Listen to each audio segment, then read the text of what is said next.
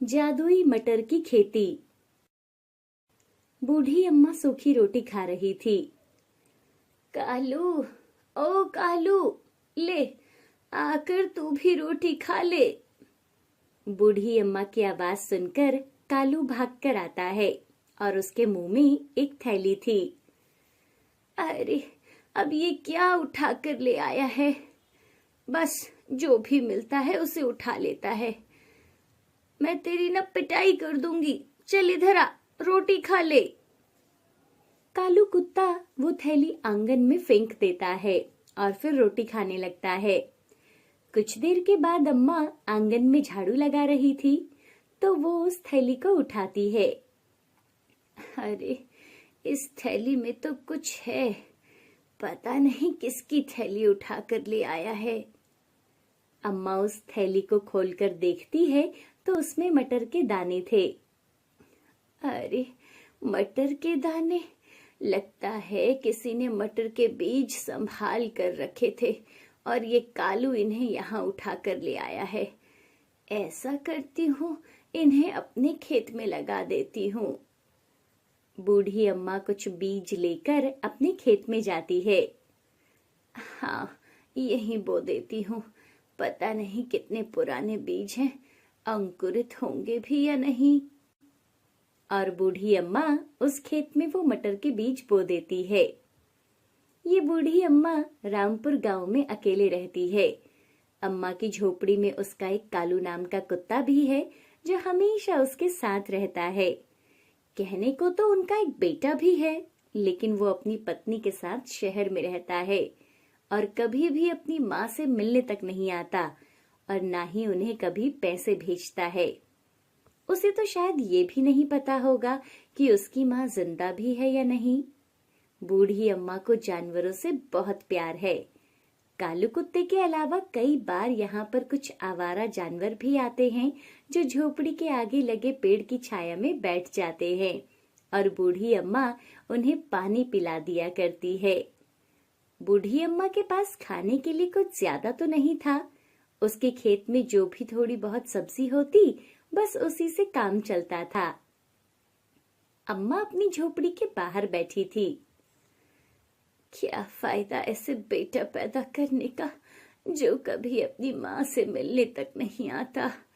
पता नहीं शहर में कौन सा काम करता है जो अपनी बूढ़ी माँ की याद तक नहीं आई। आज पता नहीं कैसे दिन निकलेगा। न मेरे पास खाने के लिए अनाज है और ना ही एक फूटी कौड़ी। कालू भी भूखा होगा। कालू, तुम्हें क्या खाना है? भूख लगी है क्या? चल, मैं तुझे पानी पिला देती हूँ। अम्मा उस कुत्ते को पानी पीने के लिए देती है।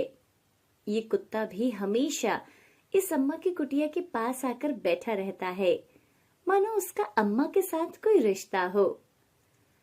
अच्छा कालू, मैं खेत में जा रही हूँ, तू यहीं रहना, ठीक है?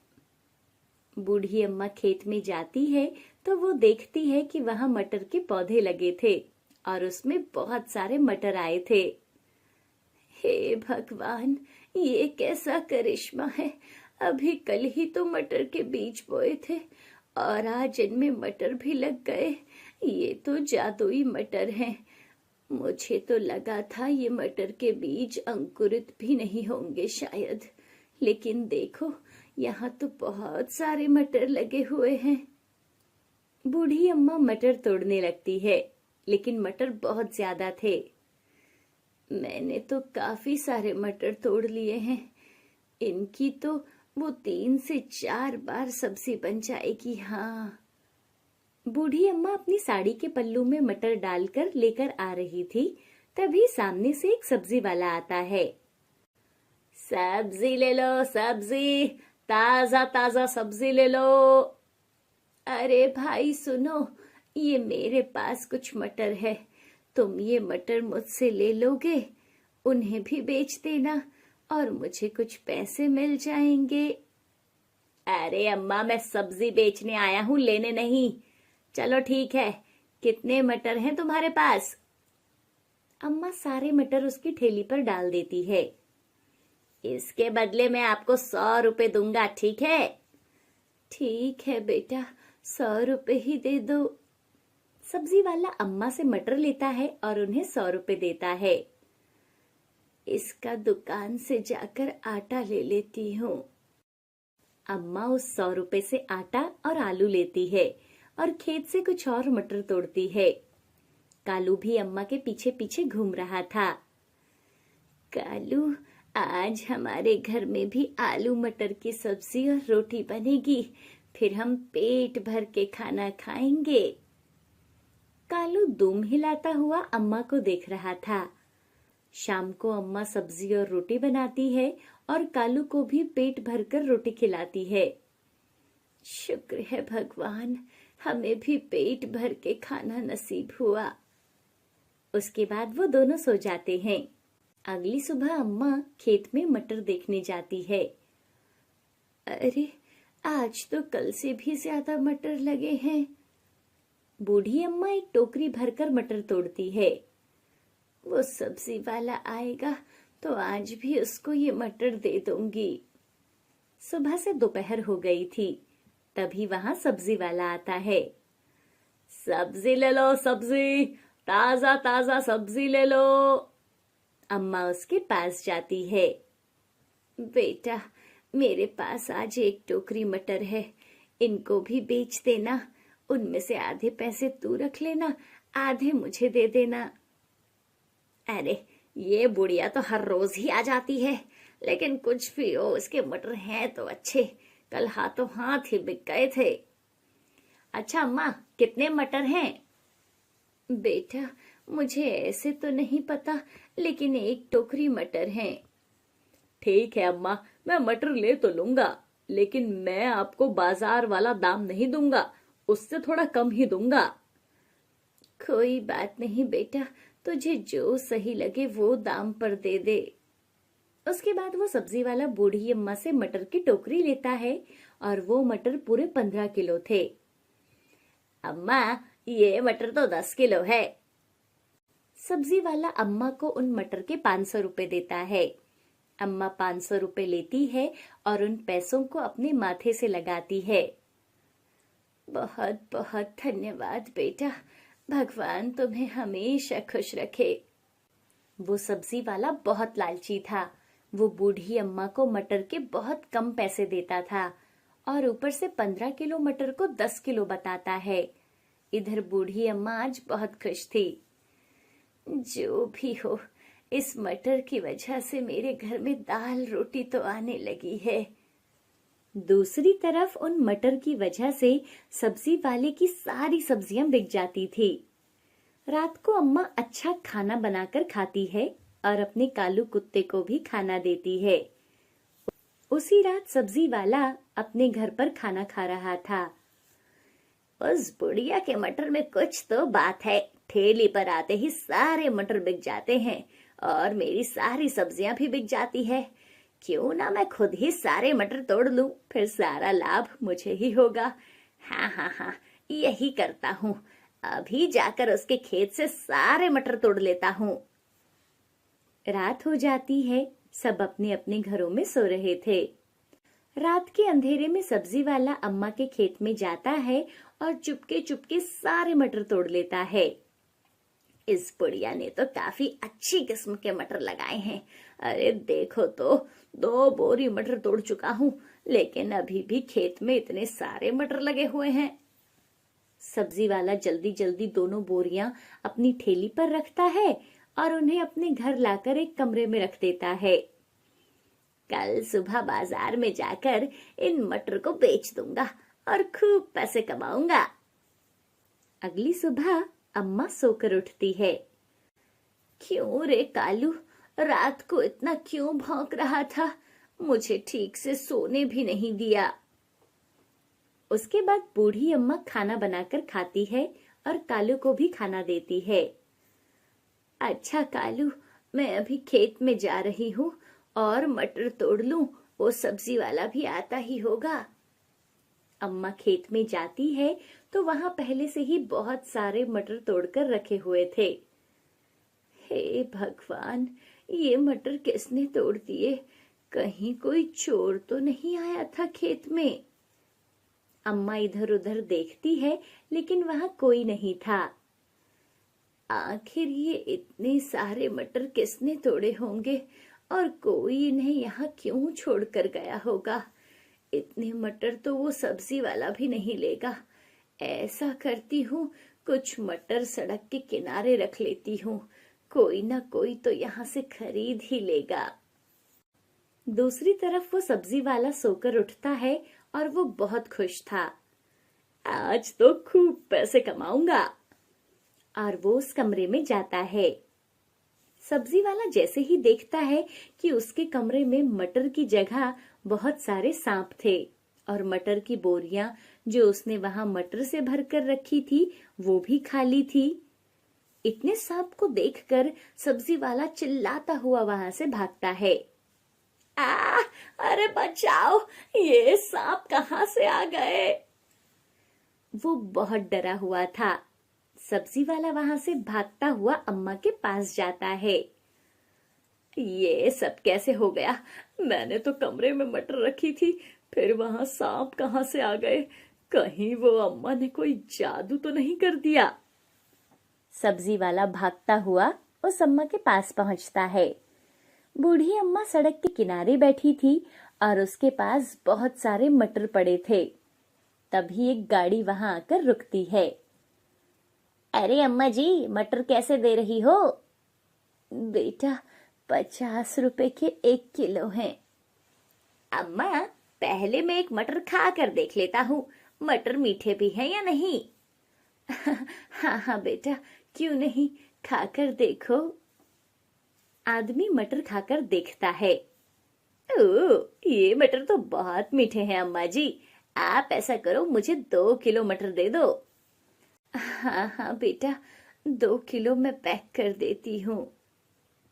बूढ़ी अम्मा उस आदमी को 2 किलो मटर दे देती है और वो उन्हें 100 रुपए दे देता है। ये सब वो सब्जी वाला भी देख रहा था। अरे अम्मा, आज तुम यहाँ बैठकर मटर बेच रही हो? क्या बताऊं बेटा, सुबह जब मैं खेत में आई तो यहाँ किसी ने 2 बोरी भरकर मटर तोड़ कर रखे थे। मुझे कुछ समझ नहीं आया, ये मटर आखिर किसने तोड़ दिए और फिर इन्हें लेकर क्यों नहीं गया। अब तुम भी इतने सारे मटर मुझसे कहाँ लेते, इसलिए मैंने सोचा यहाँ सड़क के किनारे बैठकर ही कुछ मटर बेच लूं। और देखो, आज की पहली बिक्री भी हो गई। माफ करना अम्मा जी, वो कल मैंने ही आपके खेत से मटर तोड़ दिए थे। अब आप इन्हें यहाँ बैठकर बेचो और जो बाकी बच जाएंगे वो मुझे बेच देना। मैं आपके पूरे पैसे आपको दे दूंगा। अच्छा, अभी मैं चलता हूँ अम्मा, मुझे कुछ काम है। क्या ये सारे मटर इसने तोड़े? लेकिन क्यों? लगता है मेरी मदद करना चाहता होगा। फिर तो ये सब्जी वाला बहुत अच्छा इंसान है। भगवान इसका हमेशा भला करे। ये तो कोई जादुई मटर हैं जो मेरे घर से अपने आप अम्मा के खेत में चले गए। मुझे अच्छे से याद है, मैंने मटर की बोरियां भरकर इसी कमरे में रखी थी, लेकिन देखो कैसे उन मटर की बोरियों की जगह वहां से सांप आ गए। हे भगवान, मुझे माफ कर दे, मुझसे बहुत बड़ी गलती हो गई। आज के बाद मैं कभी भी अम्मा के खेत में चोरी नहीं करूंगा और ना ही उन्हें झूठ बोलूंगा। उसके बाद से वो सब्जी वाला हमेशा अम्मा से मटर लेता था और बदले में सारे पैसे अम्मा को साथ के साथ देता था। ऐसे ही कई महीने बीत गए थे। एक दिन, अम्मा, ये जादुई मटर के बीज कहाँ से लाई थी? कितने महीने हो गए आपको मटर बेचते हुए? अब तक आपके खेत के मटर खत्म नहीं हुए। अब तो मंडी में भी मटर आना बंद हो गए हैं। सिर्फ आपके यहाँ के ही मटर जाते हैं। लोग भी मुझसे यही पूछते हैं कि भाई, तूने कौन सी किस्म के बीज बोए हैं? अरे बेटा, ये बीज तो मुझे मेरे घर के आंगन में ही मिले थे। वो कालू है ना मेरा कुत्ता, वो पता नहीं कहाँ से लेकर आया था। एक कपड़े में बंधे थे तो मैंने अपने खेत में बो दिए। तभी तो ये कोई साधारण मटर के बीज नहीं थे, बल्कि जादुई मटर के बीज थे।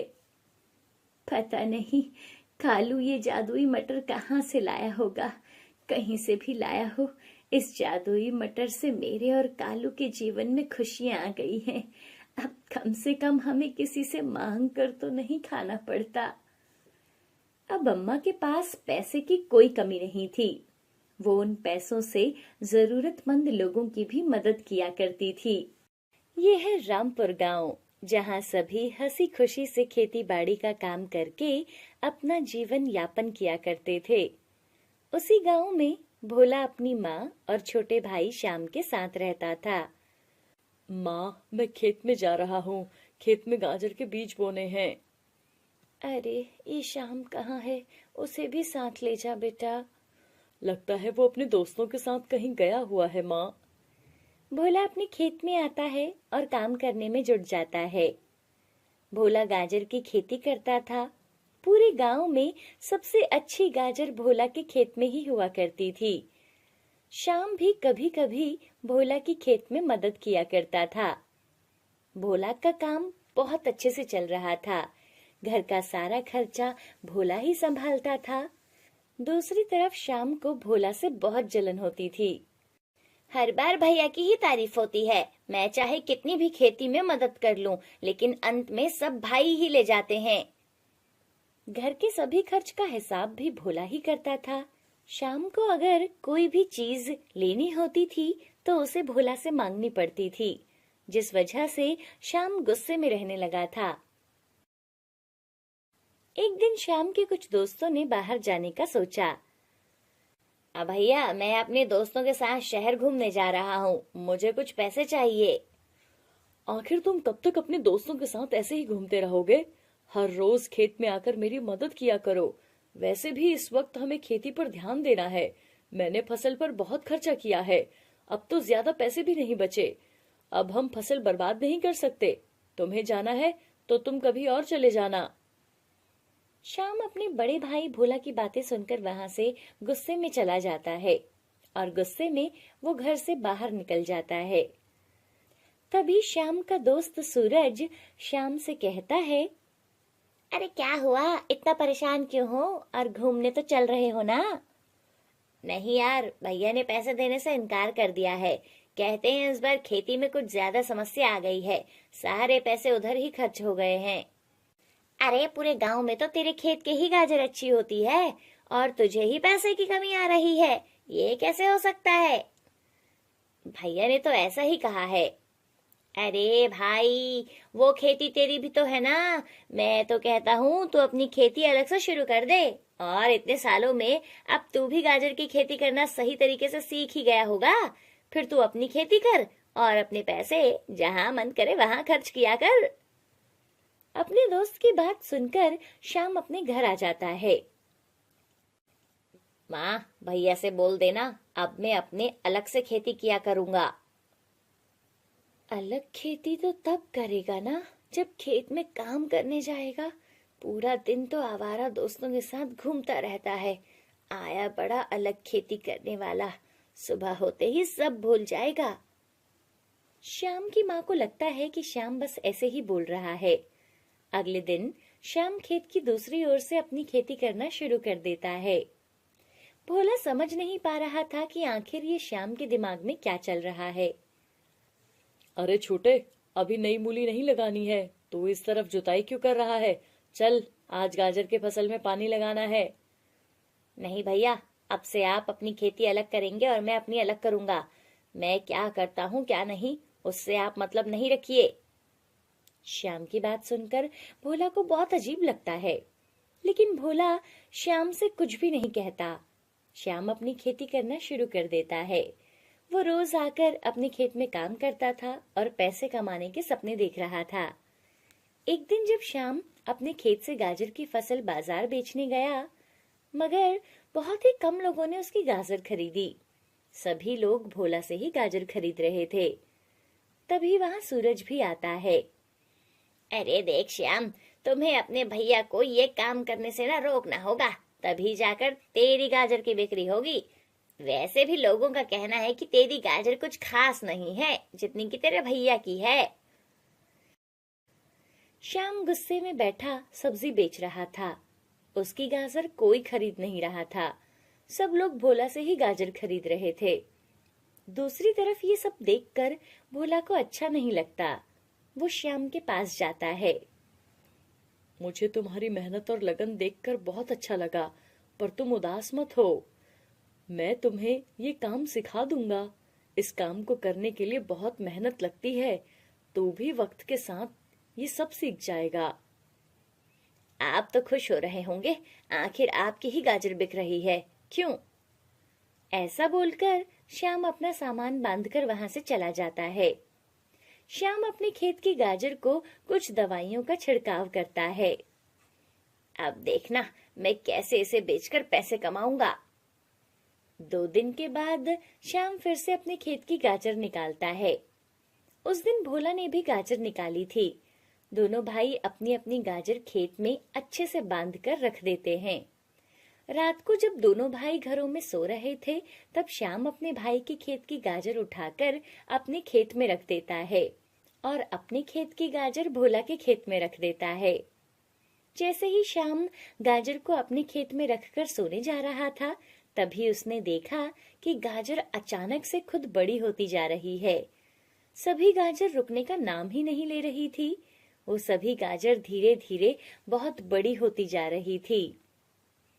इन्हें उठाकर घर ले चलूं क्या? नहीं नहीं, मैं इन्हें घर नहीं ले जा सकता।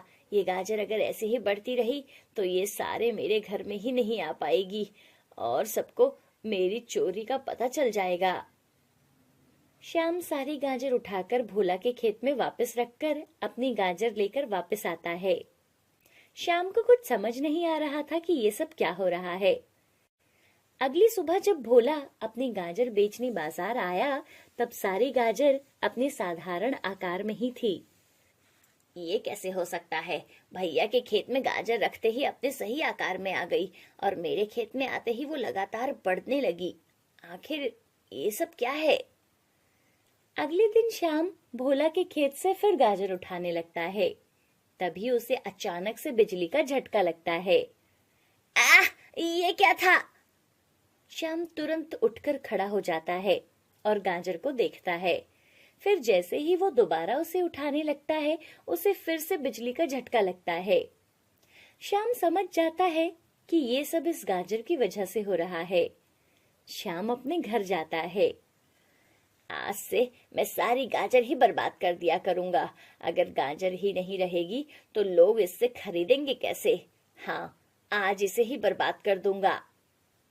श्याम चुपके से हसुआ उठाता है और खेतों की तरफ आ जाता है।